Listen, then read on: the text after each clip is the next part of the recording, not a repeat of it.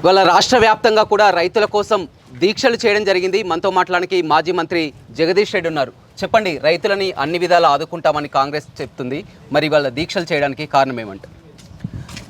ఆదుకుంటామని చెప్పిన మాట కూడా కేసీఆర్ గారు బయలుదేరిన తర్వాత ఇప్పుడు ఆ మాటను వచ్చింది కనీసం, కానీ మాటల్లో అది ఉంది. కానీ నిన్న సాయంత్రం ఏం జరిగింది? ముఖ్యమంత్రి మంత్రులు ఎక్కడున్నారు?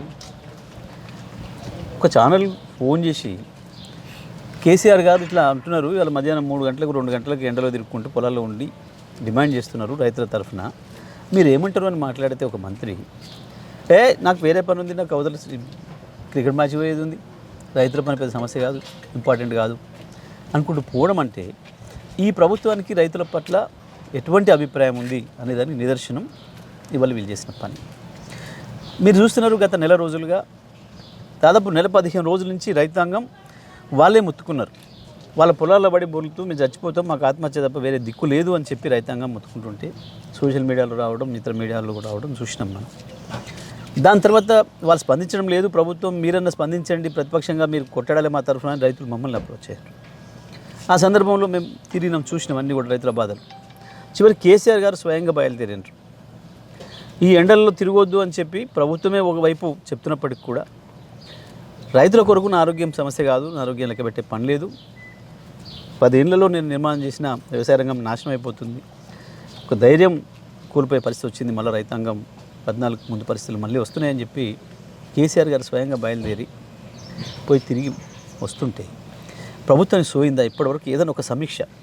ఏదైనా నిన్న మొదటిసారి మాట్లాడినారు, మేము రైతులకు అండగా ఉంటాం, ఏడ క్రికెట్ స్టేడియాలను అండగా ఏడ ఉంటారు? రైతులకు అండగా ఉండాల్సిన ఎక్కడ ఉండాలి? ఎవడు ఒక మంత్రి ఎక్కడైనా కనీసం ఒక చోటికి పోయి సందర్శించి రైతుకు ధైర్యం చెప్పిన మాట ముఖ్యమంత్రి నోటి నుంచి ఇంతవరకు మీరు ఏమైనా రైతుల మాట విన్నారా? రైతు అనే మాట విన్నారా? ఏం పని చేస్తున్నారు? పార్టీలు మార్చే పని, ఎందుకు కేసుల గురించి మాట్లాడే పని, లేదా అంటే ఇక్కడ వసూలు చేసే పని, తీసుకుపోయి ఢిల్లీలో కప్పం కట్టొచ్చే పని. 100 రోజుల్లో 50 రోజులు ఢిల్లీలో ఉన్నాడు ముఖ్యమంత్రి, 50 రోజులు హైదరాబాద్లో ఉంటే వసూళ్ళ పనిలో ఉన్నారు. అంత మించి ఏం పని చేసిండ్రు? మొదట తాగునీరు, ఆ తర్వాత సాగునీరు, ఇప్పుడు తాగునీరులో భాగంగా కూడా అంత నీరు అందిస్తాం, తాగునీరు అందిస్తూనే ఉన్నామని చెప్తున్నట్టు. తాగునీరు నువ్వు కొత్తగా అందించేది ఏం లేదు. కేసీఆర్ ఇచ్చిపోయాడు, రహదారులు ఏర్పాటు చేసిపోయాడు, ప్రతి ఊరికి ప్రతి ఇంటికి పైప్ లైన్ ఇచ్చిపోయాడు. దాంట్లో కూడా నీళ్ళు ఎందుకు ఇవ్వలేకపోతున్నారు అనేది కూడా మాకు ఆశ్చర్యంగా ఉంది. మీరు అన్నది సాగునీరు కోరికనే మాట ఇవాళ ఉత్తమ్ కుమార్ రెడ్డి మాట్లాడే మాట మీరు తీసుకుంటున్నట్టున్నాడు. ఉత్తమ్ కుమార్ రెడ్డి ఒక చేతగాని మంత్రి అని మాకు తెలుసు. ఎందుకంటే ఇవాళ నాగార్జున సాగర్లో 515 పైన ఉంది, 508 ఉన్ననాడు కూడా ఇదే సిచ్యువేషన్ వస్తే నేను ఒక్కసారి కేసీఆర్ గారు చెప్పినాను, అన్న పరిస్థితి ఇట్లా ఉంది, రైతులు ఒక్క తడి నీళ్ళు ఇస్తే బతికిపెట్టేట్టున్నారు 1,00,000 ఎకరాలు అనే మాట చెప్పినప్పుడు నువ్వు ఎవరి గురించి వెళ్ళి మాట్లాడకు, ఎవరితో మాట్లాడకు, ఏం పని చేస్తే రైతులు బతికిపోతారో, రైతులు బయటపడతారో ఆ పని చేసుకోపో అని చెప్పారు. దాన్ని ఏ పద్ధతిలో చేయాలనో ఆ పద్ధతిలో నీళ్ళు తెచ్చినాం, రైతాంగానికి ఇచ్చినాం. నాగార్జున సాగర్ కావచ్చు, మిర్యాలగూడెం కావచ్చు, హుజూర్ నగర్, కోదాడ కావచ్చు, నల్గొండ నియోజకవర్గాల్లో రైతులు కాపాడినాం. ఇదే కేఆర్ఎంబీ అవాలు కూడా ఉంది. కేఆర్ఎంబీ ఒకటి ఉందనే సంగతే మేము ప్రపంచాన్ని నిలవనీయలే, లోకాన్ని నిలవనీయలే. కేఆర్ఎంబీ సాకు చెప్పి మేము ఇప్పుడు తప్పించుకోలే. రైతులు ప్రాధాన్యంగా మా పరిపాలన పనిచేసింది. కేసీఆర్ రైతు కేంద్రంగా పనిచేసిండు, కేంద్ర బిందువుగా పనిచేసిండు, కాబట్టి సాధ్యమైంది. ఇవాళ పాలేరులో నీళ్ళు లేవు కాబట్టి మంచిలు తీసుకుపోతున్నా మా మీద విమర్శలు చేస్తుంటున్నాడు కోమటిరెడ్డి, ఈయన ఉత్తమ్ రెడ్డి. కోమటిరెడ్డికి అయితే సోయలేదు అనుకోండి. నేనేమంటానంటే 10 రోజుల కిందమే తీసుకుపోయారు పాలేరుకు నీళ్ళు, పాలేరు నింపారు, మళ్ళీ వాళ్ళు డ్రై అయింది, మళ్ళీ తీసుకుపోతాం అంటున్నారు. నేను పాలేరుకి ఇవ్వడానికి వ్యతిరేకిస్తలే. పాలేరు కింద రైతులకు ఎట్లయితే నీళ్ళు ఇచ్చిండ్రో అదే పద్ధతిలో ఎడమ కాలువ కింద ఉన్న రైతులకు కావచ్చు, ఎస్ఎల్బీసీ కింద ఉన్న రైతులకు కావచ్చు నీళ్ళు ఇవ్వండి అని నేను అడుగుతున్నాను. ఒక్క తడి నీళ్ళు ఇస్తే 1,00,000 ఎకరాలు బతికిపోయేది. ఇవాళ వేల కోట్ల రూపాయలు పెట్టుబడి పెట్టిన రైతాంగం గడన పడేవారు, కానీ మీకు సోయలేదు. ఇవాళ కాళేశ్వరం నీళ్ళు స్పష్టంగా 4 ఏళ్ళు ఇచ్చి చూపించినాం. ఇవాళ మీరు ఇచ్చారు. కేసీఆర్ కరీంనగర్ పర్యటన పెట్టి సూర్యాపేట జనగాం వచ్చిపోయిన తర్వాత రైతులు వచ్చిన స్పందన, ప్రజలు వచ్చిన స్పందన చూసి ఇప్పుడు భయపడి నీళ్ళు వదిలేండ్రు. కానీ ఏం లాభం? ఇప్పటికే జరగాల్సిన నష్టం జరిగిపోయింది.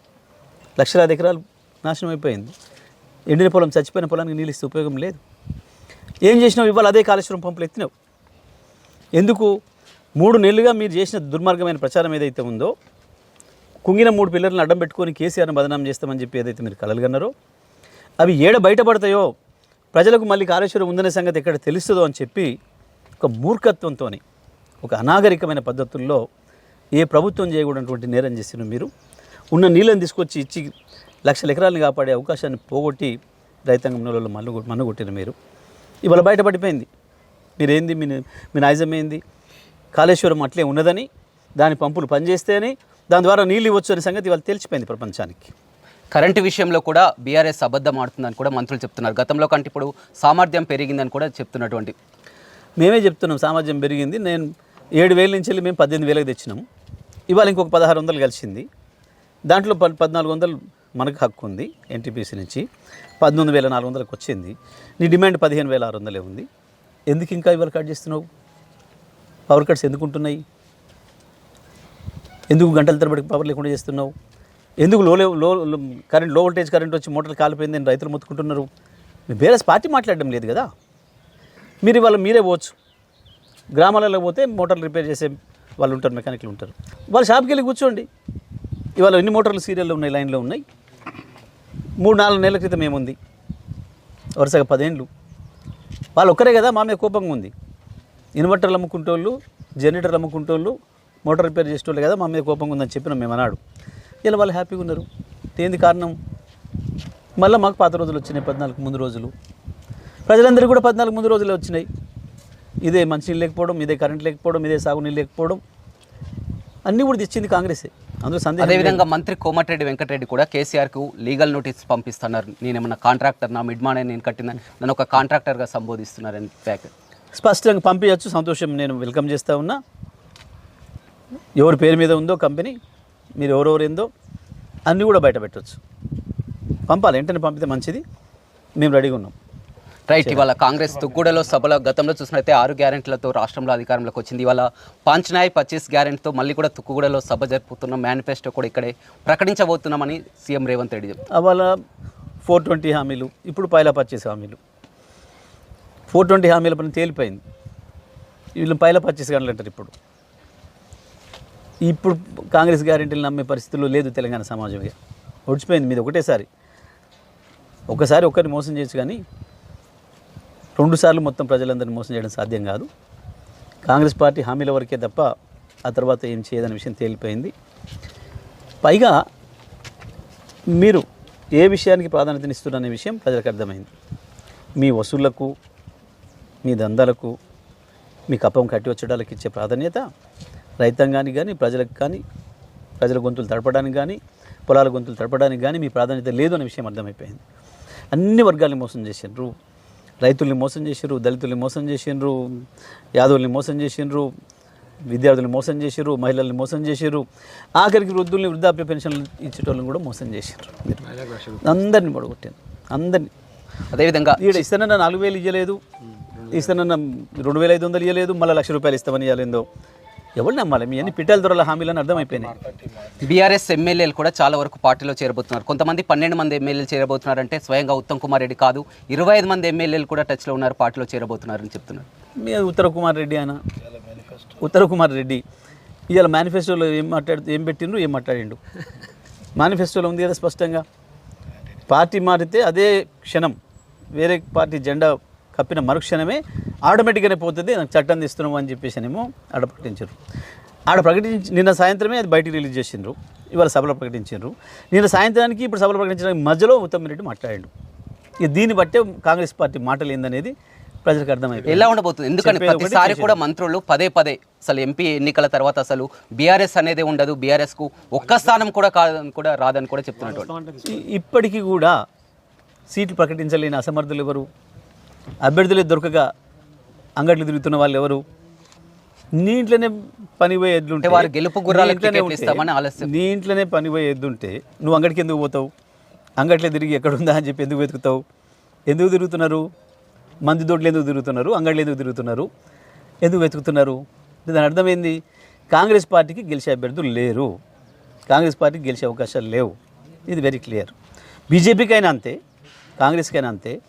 టీఆర్ఎస్ నుంచి తీసుకొని పోయి పెట్టుకుంటే తప్ప, బీఆర్ఎస్ అభ్యర్థులను పెట్టుకుంటే తప్ప మాకు ఇంకా బతుకులేదనే విషయం వాళ్ళు స్పష్టంగా చెప్పారు. ఇప్పటికీ వాళ్ళ ఓటమిని అంగీకరించారు వీరు వారిద్దరు కూడా, అందులో సందేహం లేదు. కేసీఆర్ ఎవరిని పెట్టుకున్నా గెలిచిపోతారనే విషయం కూడా అర్థమైపోయింది ప్రజలకి. ఇవాళ 16 స్థానాలలో బీఆర్ఎస్ పార్టీకి గెలిపే అవకాశాలు ఉన్నాయి. మాకు కొన్ని చోట్ల కాంగ్రెస్తో పోటీ ఉంది, కొన్ని చోట్ల బీజేపీతో పోటీ ఉంది. కానీ గెలుపు అవకాశం బీఆర్ఎస్కే ఉంది. కాంగ్రెస్ పార్టీ ఈసారి ఇవే ఎన్నికలు ఆఖరైపోతాయి. ఎందుకంటే జాతీయంగా కూడా ఎక్కడ కూడా ఆ పార్టీకి బతుకుదల ఉన్నట్టు కనబడతలేదు. మొన్న మమతా బెనర్జీ ఛాలెంజ్ చేసింది, 40 సీట్లు దాటితే గొప్ప, మీరు చూసుకుందాం పోండి. వాళ్ళు డైరెక్ట్ రామ్లీలా మైదానంలో ప్రమాణ స్వీకారం కూడా చేయబోతున్నామని కూడా చెప్తున్నారు రేవంత్ రెడ్డి. పార్టీ అధ్యక్షునికే చేతగాక 2 సార్లు దిగిపోయింది పాపం ఆయన. ఇంకేం ప్రమాణం చేస్తాడు? 2 సార్లు అవకాశం ఇస్తే ప్రధానమంత్రిగా చేయలేరు, నాతో కాదన్నాడు.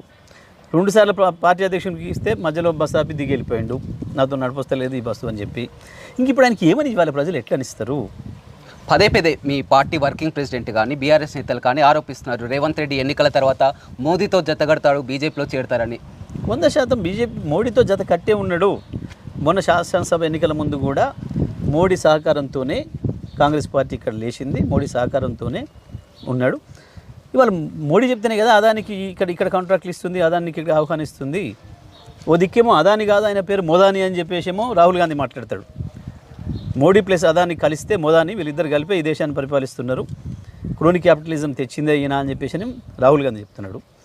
మరి ఇంకోవైపు ఏమో అదాని మంచి వ్యాపారవేత్త, అదాని రావాలి, మొత్తం గుజరాత్ మోడల్ నేను చేస్తా, మా బడే బాయ్ నేను ఇద్దరం ఒకటే అని చెప్పి రాహుల్ మీనా చెప్తున్నాడు. మేం చెప్పలే కదా, మా అధ్యక్షుడు మా వర్కింగ్ ప్రెసిడెంట్ కాదు కదా అన్నది, బడే బాయ్ అని చెప్పిందే ఆయన. ఆయన ఈ దేశానికే దుష్మన్ సైతాన్ అనేమో ఆయన చెప్తున్నాడు, వాళ్ళ నాయకుడు. కాదు నాకు బడే బాయ్ నేను అంటున్నాడు. బడే బాయ్ చోడే బాయ్ ఇద్దరు సైతాన్లు అన్నట్టే కదా.